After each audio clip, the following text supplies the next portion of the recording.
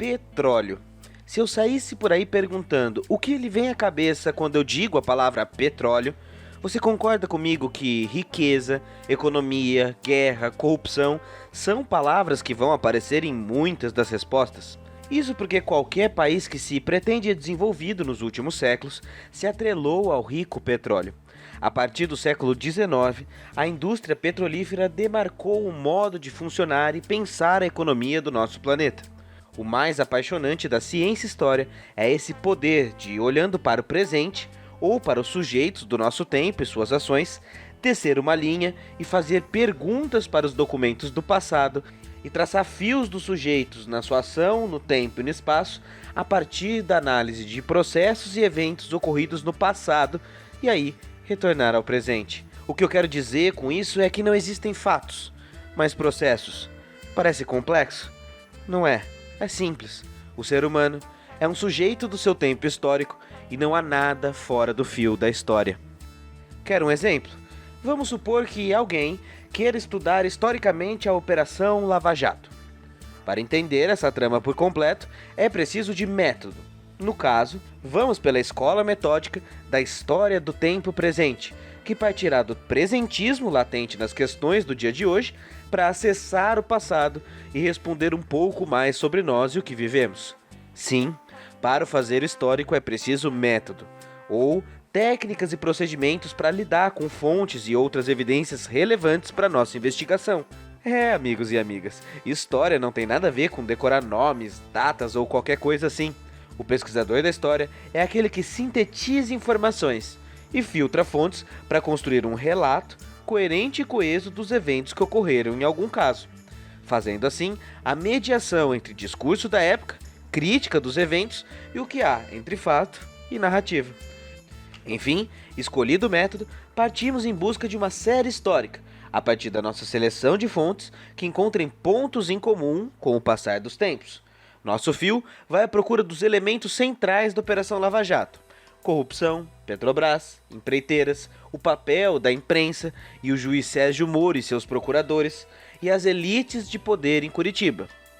Para encontrar esses elementos, o historiador pode ir em arquivos, museus, fontes públicas de jornal, ler autos de processo, coletar entrevistas, traçar um recorte de notícias de um certo período para compreender a opinião comum da imprensa e diversas outras técnicas do ofício do historiador.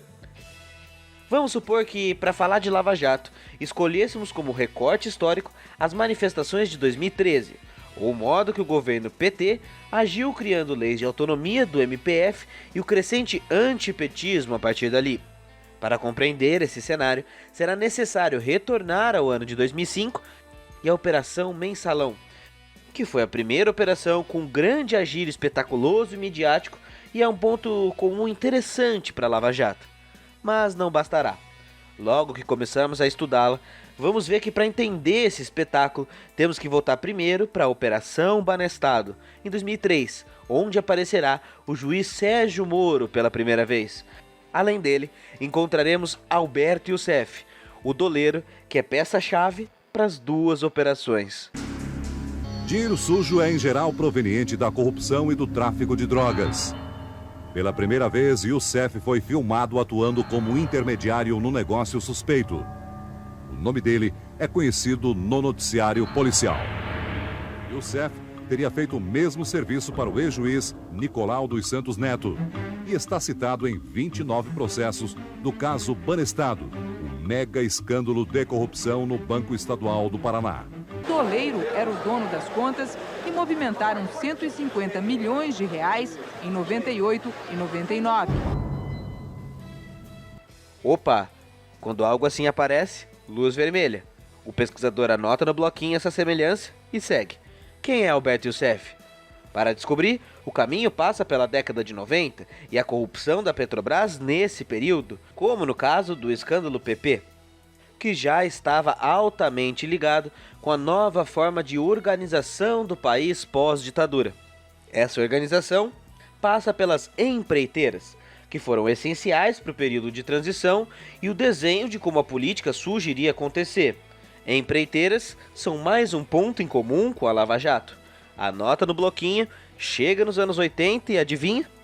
Não será possível entender a corrupção do petróleo entre 60, 70 e 80 sem entender a ditadura militar, pois é ali que as parcerias com as empreiteiras são formadas.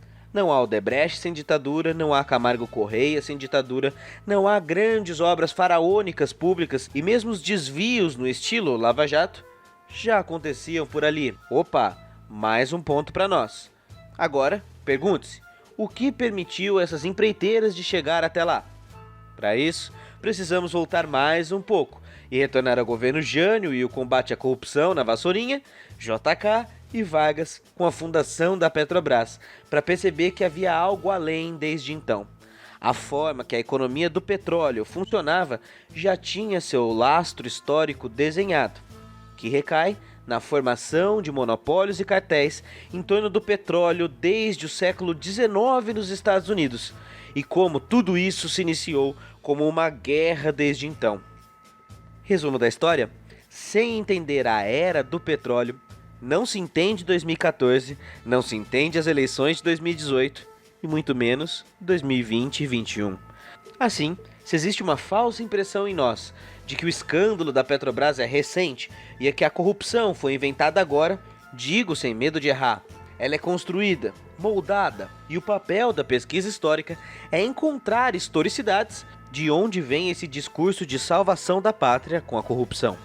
E para entender os princípios éticos da Lava Jato, será preciso entender as mãos limpas de 1980, Operação Italiana, que inspirou o juiz Sérgio Moro não só a estudá-la, mas produzir um artigo acadêmico onde diversos modos de agir já estavam previstos de como seria a Lava Jato. E então, depois de passar por todas essas etapas, o fazer da pesquisa está adiantado.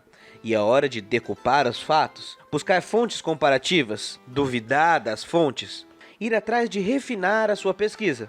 E só depois de tudo isso, é hora de escrever a história. Não a história, literalmente, mas contar essa nossa pesquisa. E como estamos no YouTube, e não no artigo para academia ou num livro, a linguagem vai ser totalmente outra.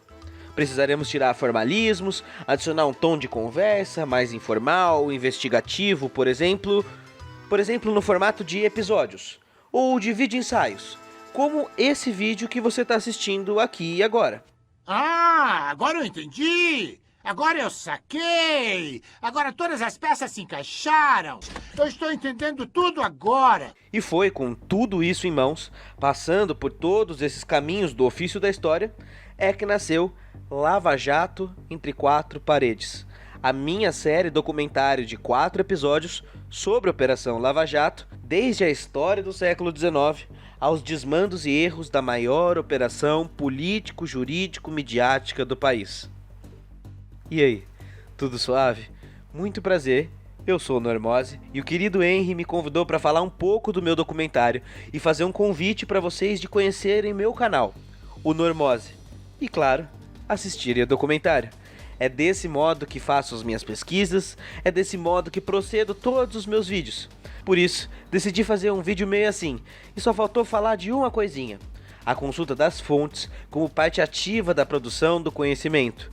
As fontes críticas, revisadas e transparentes permitem a troca entre criador e espectador e possibilitam autonomia e liberdade para além do falado e que para você não vire um mero reprodutor. A história não acontece do nada.